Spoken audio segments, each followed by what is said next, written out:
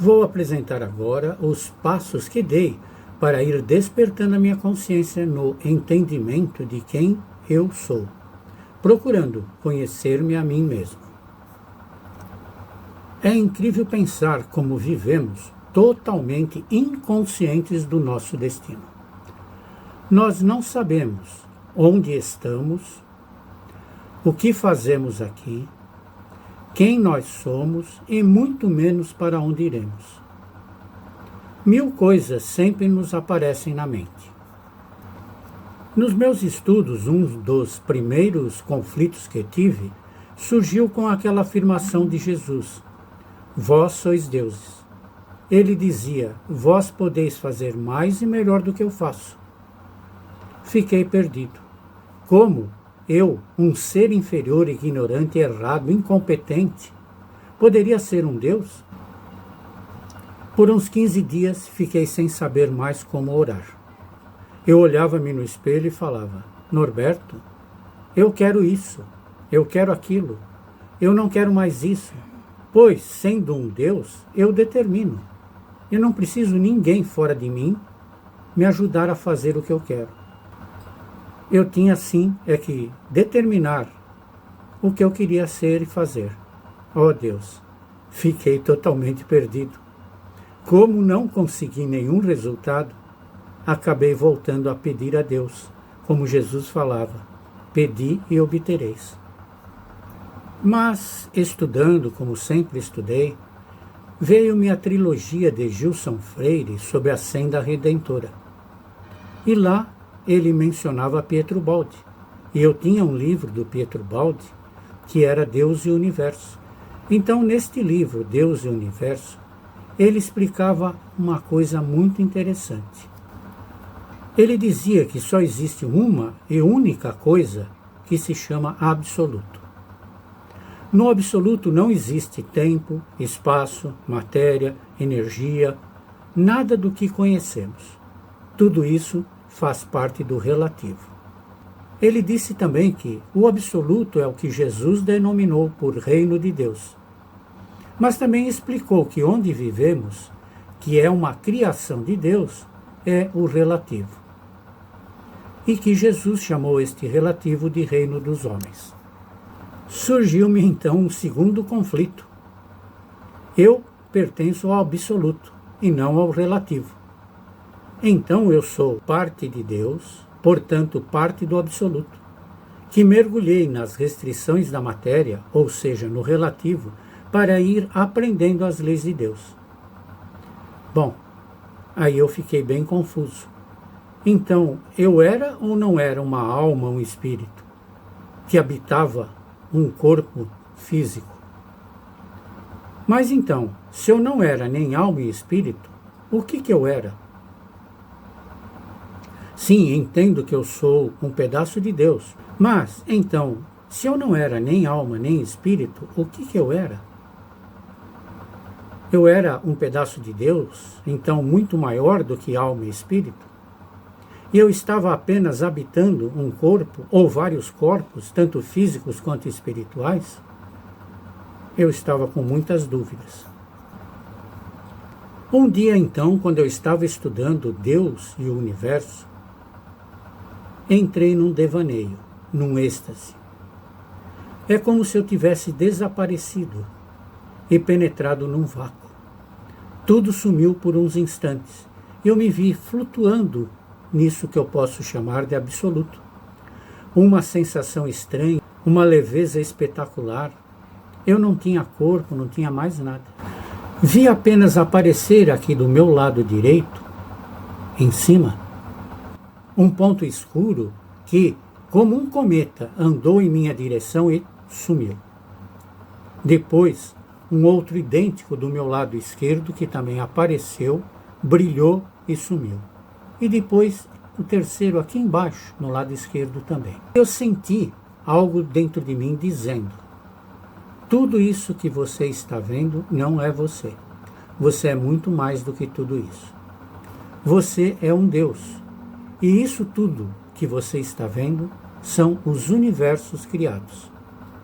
São criados para aperfeiçoamento dos pedaços de Deus. Portanto, eu era muito mais do que tudo aquilo.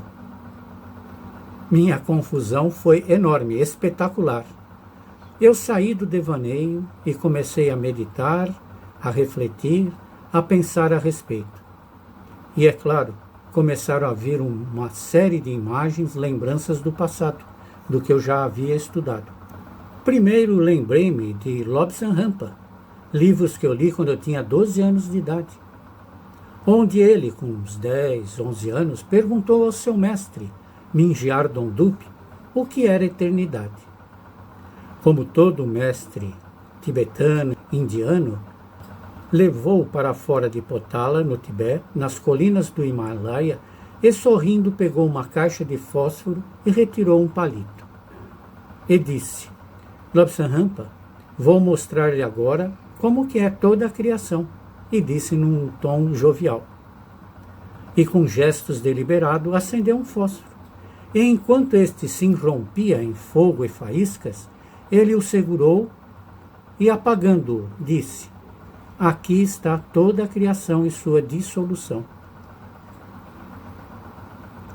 O fósforo aceso emitiu milhares de partículas, a separar-se das demais em explosão.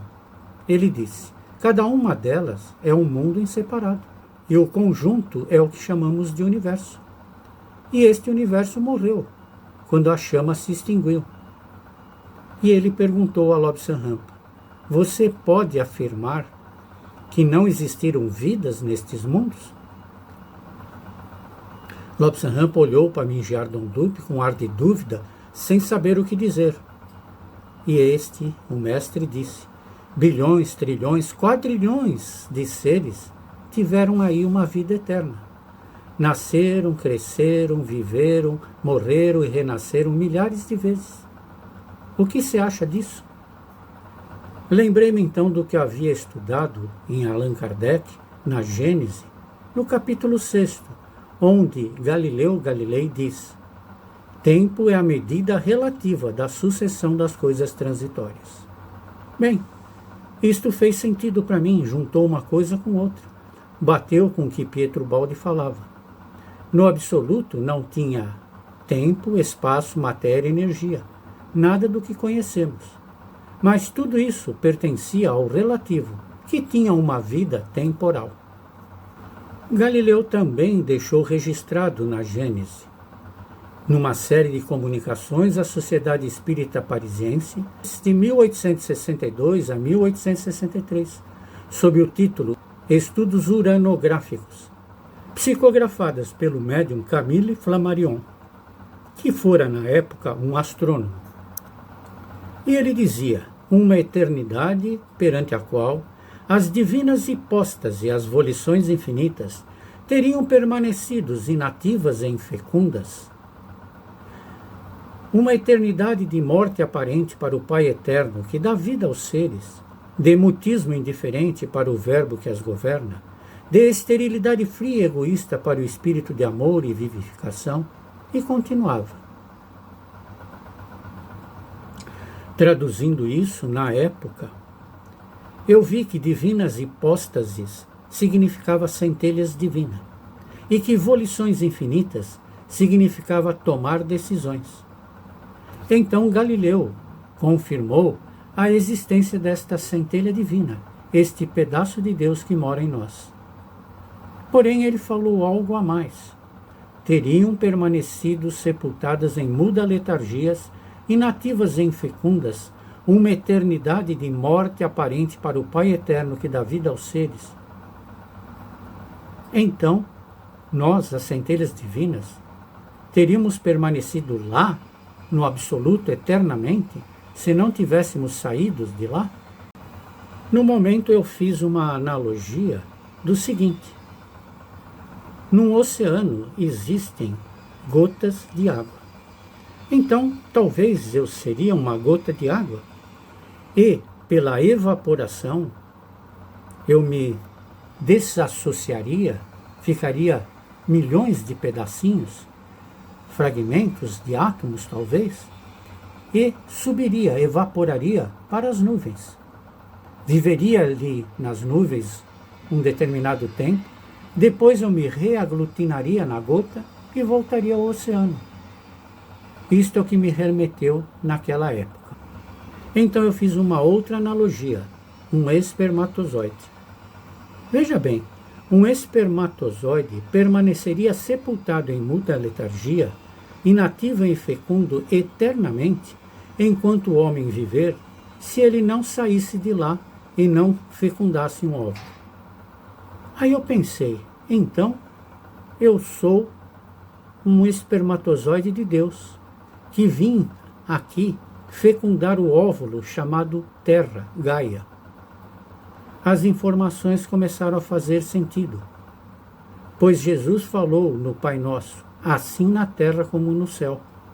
Então, fazendo analogia, eu seria tipo de um espermatozoide de Deus,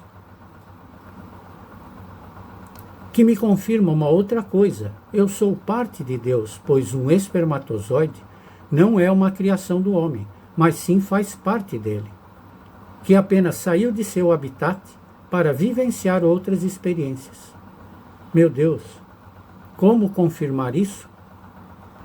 Gilson Freire, nos seus livros, também fala a respeito da parábola do filho pródigo, que ela faz com que a gente entenda como funciona a lei de Deus. Jesus falou: um filho mais novo de um fazendeiro muito rico e abastado pediu a sua herança e saiu pelo mundo para viver as suas experiências. Depois de ter passado muito tempo e ter perdido já tudo, consumido tudo que ele tinha de reserva, ele estava comendo com os porcos. E ele pensou: meu Deus, eu sou rico, meu pai é rico, como que eu estou aqui comendo com os porcos? E resolveu voltar ao pai. Embrenhou a viagem de volta e lá foi bem recebido. Comecei então a pensar nos ciclos da vida, das encarnações e reencarnações. Então comecei a estudar o que os hindus falavam sobre os ciclos da vida. Os hindus falam a respeito dos manvantaras ou kalpas, que é um período, um ciclo de vida que leva aproximadamente 4.320 bilhões de anos, onde existe a descida angélica de 2.160 bilhões de anos e, a seguir, a subida angélica, que é a volta ao reino de Deus, em outros 2.160 bilhões de anos. Vi que temos então um período para sairmos do seio de Deus, do absoluto, percorrermos um itinerário de vida, de experiência, e voltarmos ao absoluto, amadurecidos e experientes, com conhecimentos e vivências. Vi também que existem vários ciclos na existência. Um deles é a volta que dá ao nosso sistema solar nas Pleiades, que leva 25.920 anos, onde, conforme Conexão Atlântica, fala que temos direito a 700 reencarnações num período deste. Como tínhamos um ciclo de existência, saindo do absoluto, vivenciando experiências e voltando para lá com todas estas vivências, entendi a questão 621 do Livro dos Espíritos, que fala: onde está escrita a lei de Deus? E a resposta é: na consciência. Mas como que pode estar na nossa consciência se saímos lá do reino de Deus sem ter vivenciado nada? Alguém colocou isso em nós? Não. A lei de Deus não foi colocada em nós. Nós tivemos, ou estamos tendo, que aprender uma a uma das leis, vivenciando as experiências. Tivemos uma descida angélica, e onde a nossa centelha divina se fragmentou em partículas, os fractais, que são menores do que os átomos. Depois, tivemos que ir nos reagrupando, unificando-se, para voltarmos a ser a centelha divina, como a gota que sai da nuvem e cai no oceano. Neste caminho de retorno ao Pai, nós fomos passando por todos os reinos da natureza. e, vivenciando-os, fomos aprendendo as leis de Deus. Vivenciamos, então, como uma alma grupal, a passagem pelos reinos mineral, vegetal, animal, hominal, e depois vamos por o angelical, arcangelical, serafim e assim por diante, até retornarmos a Deus. No mineral já começamos a aprender a lei de atração molecular, o princípio da afinidade, da lei do amor.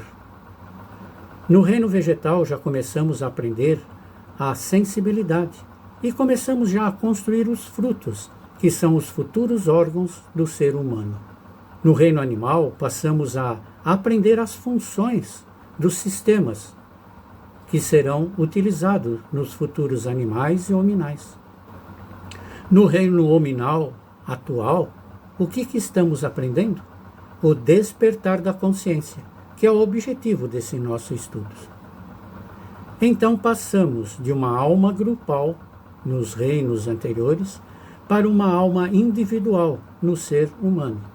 Vejam bem, a palavra indivíduo quer dizer indivisível. Nós não somos mais uma alma grupal, somos uma alma individual.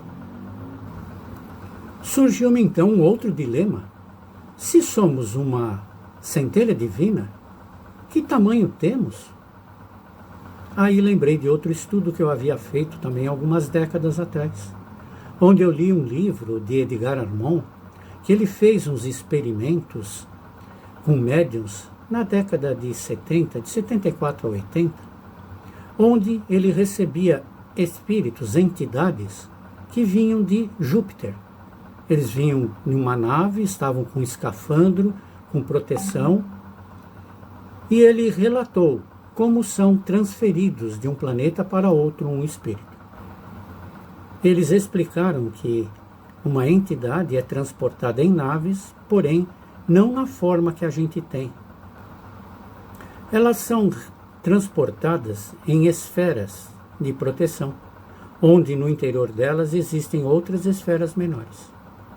Uma dessas esferas, a mais íntima de todas, é o que ele chamou de espírito em si, que é a mais brilhante, que nós estamos chamando aqui de centelha divina. A parte exterior das esferas é formada por uma película fina e transparente, muito resistente, não podendo ser rompida.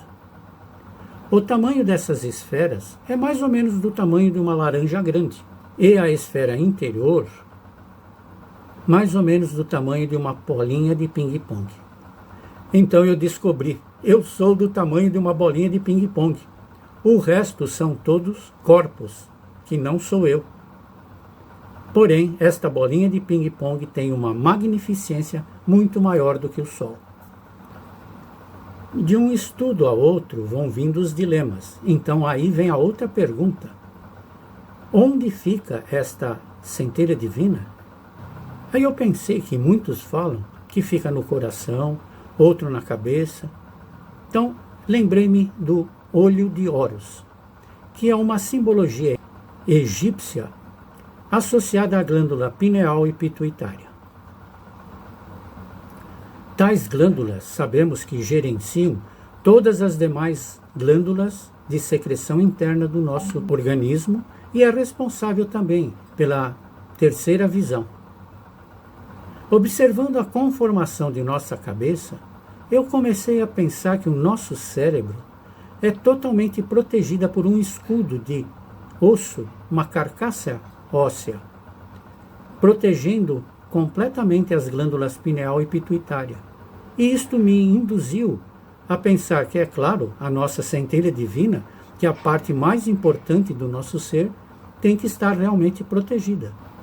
Então, me confirmou que nossa centelha divina tem que estar lá, junto com as glândulas pineal e pituitária, pois é a cabine central de nosso ser, é onde fica o nosso eu maior. Como eu havia já estudado desde cedo, lendo sobre a teosofia, e falava de corpos, então eu falei, qual é a função dos corpos, para que serve, onde se encaixam? Lembrei de um mergulhador que usa um escafandro para se proteger, mas ele tem roupas adequadas. Aí eu lembrei de uma imagem hindu que ele representa a nossa personalidade como uma carruagem. E nesta carruagem, ele representa a carroça em si como o corpo físico, responsável pela ação de levar o passageiro. O cavalo, eles representam como o corpo emocional. Emoção significa móvel de ação, movimenta a ação. E depois, temos então o cocheiro, que é o condutor da carruagem. Ele representa o nosso corpo mental. E o passageiro em si é a nossa centelha divina, o espírito, que nem é falado por aí, que está sendo carregado pelos corpos. Então temos vários corpos, com funções definidas, que vamos ver em outra reunião. Mas lembre-se, quando você dorme à noite, teu corpo físico, responsável pelas ações, fica estacionário, mas sua centelha divina sai com os demais corpos, viajando, visitando outras paragens. Salve, ó ser íntimo e profundo que vive em mim.